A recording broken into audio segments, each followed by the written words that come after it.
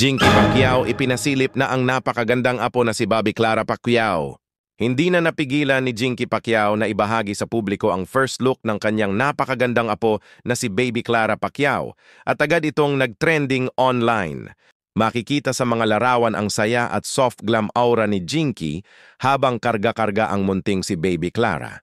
Kasama rin nila ang soon-to-be daughter-in-law niya na si Carolina, na blooming at glowing habang nakangiting nakatingin sa baby.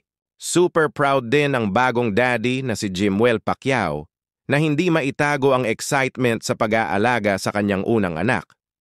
Ayon sa mga malalapit sa pamilya, hands-on umano si Jimwell at lagi raw itong nakabantay kay Carolina at Baby Clara.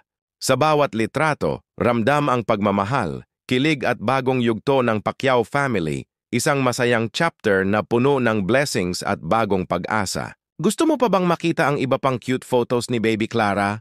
I-comment mo na at i-share para mas marami pang makakita ng newest Pacquiao baby.